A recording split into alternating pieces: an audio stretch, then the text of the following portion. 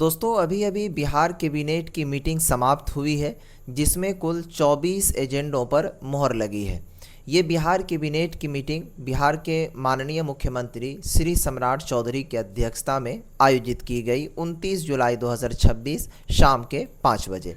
अब देखिए यहाँ पर जो निर्णय लिया गया है इसमें कुल 24 चीज़ों के बारे में बताया गया है। अब वो कौन सी चीज़ है जिसके बारे में निर्णय है इस वीडियो के माध्यम से हम बताएंगे। सबसे पहले देखिए यहाँ पर कृषि विभाग से संबंधित बताया है कि इसको स्वीकृति मिली है कि केंद्र प्रायोजित प्रधानमंत्री कृषि सिंचाई योजना प्रति बूंद अधिक फसल 60/40 या फिर 60:40 अंतर्गत सूक्ष्म सिंचाई तथा अन्य अंतःक्षेप अवयव 80 क्या कहते हैं अनुपात 20 का वित्तीय वर्ष 26-27 में कुल 97,38,18,000 रुपये की लागत पर योजना कार्यान्वयन तथा निकासी एवं व्यय की स्वीकृति। ठीक है। उसके बाद ये भी कृषि से संबंधित है कि 2026-27 में जो राज्य स्कीम अंतर्गत बिहार कृषि विश्वविद्यालय सबौर है उसमें जो है वेतन और पेंशन भुगतान के लिए कुल 158,62,14,981 रुपया यहाँ पर स्वीकृति दिया गया है। यानी कि दोस्तों मैं बता दूं कि जो बिहार के अंदर कृषि विश्वविद्यालय यानी कि यूनिवर्सिटी है उसके अंदर जो कार्यरत होंगे उनके वेतन भुगतान के लिए यहाँ डायरेक्ट लिखा हुआ वेतन एवं पेंशन भुगतान के लिए 158,62,14,000 रुपये यहाँ पर स्वीकृत कर दिया गया है। ये भी कृषि संबंधित है जिसमें बताया कि 26-27 में कृषि रोड मैप अंतर्गत केंद्र प्रायोजित सब मिशन ऑन एग्रीकल्चर मैकेनाइजेशन योजना हेतु किसानों को अनुदानित दर पर कृषि यंत्रों का वितरण करने के लिए यहाँ पर जो है कुल 236,58,00,000 रुपए की स्वीकृति दिया गया है इस योजना को बनाने के लिए। और इसमें जो बताया है कि संबंधित इसके अंतर्गत जो है रोड मैप तैयार किया जाएगा, इसके मैकेनाइजेशन से संबंधित कार्य किया जाएगा। उसके बाद फिर यहाँ पर भी एक कृषि विभाग से संबंधित ही कि चतुर्थ कृषि रोड मैप अंतर्गत जो राज्य स्कीम के अधीन सभी 38 ज़िले हैं इसमें पक्का वर्मी कंपोस्ट इकाई यानी कि गोबर बायोगैस इकाई एवं व्यावसायिक वर्मी कंपोस्ट इकाई योजना के कार्यान्वयन की स्वीकृति एवं वित्तीय वर्ष 26-27 के लिए जो है 30,17,00,000 रुपया यहाँ पर निकासी एवं व्यय की स्वीकृति दिया गया। खेल से संबंधित बताया कि बिहार खेल नीति 2026 जो है ये स्वीकृत हो गया। उसके बाद देखिए गृह विभाग में बताया है कि पुलिस महानिदेशक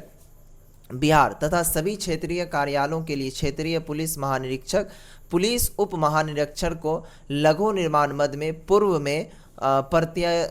प्रत्यायोजित वित्तीय शक्तियों में वृद्धि के लिए बिहार पुलिस हस्तक खंड 1 नियम 1150 और 51 ख में संशोधन। ये भी गृह विभाग से संबंधित है। अगर आप इसे पढ़ना चाहें तो बिल्कुल आसानी से पढ़ सकते हैं। और ये है नगर विकास एवं आवास से संबंधित कि केंद्र प्रायोजित अटल नवीनीकरण और शहरी परिवर्तन मिशन अमृत 2.0 अंतर्गत किशनगंज जलापूर्ति परियोजना हेतु लागत राशि 53,71,47,000 रुपये की जो है प्रशासनिक स्वीकृति दी गई। नगर विकास एवं आवास से संबंधित यहाँ भी वही बताया है, इसे अगर आप चाहें तो पढ़ सकते हैं। उसके बाद यहाँ पर है पथ निर्माण विभाग। इसमें बताया है कि जमुई जिला अंतर्गत खैरो सोनो पथ के 72वें किलोमीटर में NH 333A पर नरियाना घाट क्यूल नदी पर ओल्ड डैमेज ब्रिज के स्थान पर 16x29.85 मीटर आकार के उच्च स्तरीय RCC पुल का निर्माण, इसके लिए यहाँ पर जो है 93,82,29,000 रुपये स्वीकृत कर दिया गया। पथ निर्माण विभाग से संबंधित ये भी है जमुई जिला अंतर्गत जिसके काम का अगर आप चाहें तो पढ़ सकते हैं। उसके बाद है मंत्रिमंडल सचिवालय विभाग। अब जो है कि राज्य में ई कैबिनेट प्रणाली लागू किया जाएगा। इस हेतु बिहार वित्त संशोधन नियमावली 2024 के नियम 131 के आलोक में नामांकन के आधार पर NIC यानी कि राष्ट्रीय सूचना विज्ञान केंद्र का चयन एवं कार्य आवंटन उसके बाद मद्य निषेध उत्पाद एवं निबंधन विभाग, कहा कि बिहार निबंधन संशोधन नियमावली 2026, यानी कि बिहार के अंदर जो रजिस्ट्रेशन हो रहा था तो इसमें संशोधन किया गया है, इसमें नियमावली 2026 बनाई गई और इसको स्वीकृति दिया गया। राजस्व एवं भूमि सुधार विभाग के अंतर्गत यहाँ पर बताया गया है, अगर आप जिसके काम का हो तो इसे पढ़ सकते हैं। उसके बाद यहाँ पर लघु जल संसाधन विभाग के अंतर्गत बताया कि हाइड्रोलॉजिस्ट, ठीक है, हाइड्रोजियोलॉजिस्ट एवं फिजिस्ट। उसके बाद आगे कहा कि संवर्ग की नियुक्ति एवं सेवा शर्तें विनियम हेतु लघु जल संसाधन विभाग हाइड्रोलॉजिस्ट, हाइड्रोजियोलॉजिस्ट एवं जियोफिजिस्ट संवर्ग भर्ती एवं सेवा शर्त, यानी कि लघु जल संसाधन विभाग के अंतर्गत जो यहाँ पर पद बताया गया, इनके बारे में जानकारी दी गई कि इसके बारे में जो नियुक्ति का सेवा शर्त है वो स्वीकृत कर दिया गया है। उसके बाद यहाँ पर विधि विभाग के अंतर्गत अगर आप पढ़ेंगे तो इसे पढ़ सकते हैं विज्ञान प्रावैधिकी एवं तकनीकी शिक्षा विभाग। तो इसमें ये बताया है कि 7 निश्चय कार्यक्रम के तहत विज्ञान प्रावैधिकी एवं तकनीकी शिक्षा विभाग के अधीन संचालित कुल 38 राजकीय अभियंत्रण महाविद्यालयों को मशीनों, उपकरण, उसके बाद कंप्यूटर एवं अन्य आवश्यक सामग्रियों के क्रय एवं अधिष्ठापन हेतु कुल यहाँ पर रुपए, यानी कि दोस्तों बिहार के अंदर जो 38 ज़िले में इंजीनियरिंग कॉलेज है जिसको कहा जाता है अभियंत्रण महाविद्यालय, तो इसमें जो कंप्यूटर वगैरह है या फिर आवश्यक सामग्री है इससे संबंधित लेने के लिए वित्तीय वर्ष 26-27 में इतना रुपया का स्वीकृति दिया गया है। उसके बाद यहाँ पर वही है विज्ञान प्रावैधिकी एवं तकनीकी शिक्षा विभाग, इसको भी आप पढ़ सकते हैं। 7 निश्चय योजना के तहत है कि 46 राजकीय पॉलिटेक्निक संस्थानों की मशीनें, उपकरण, यानी कि दोस्तों बिहार के अंदर जो पॉलिटेक्निक कॉलेज चलते हैं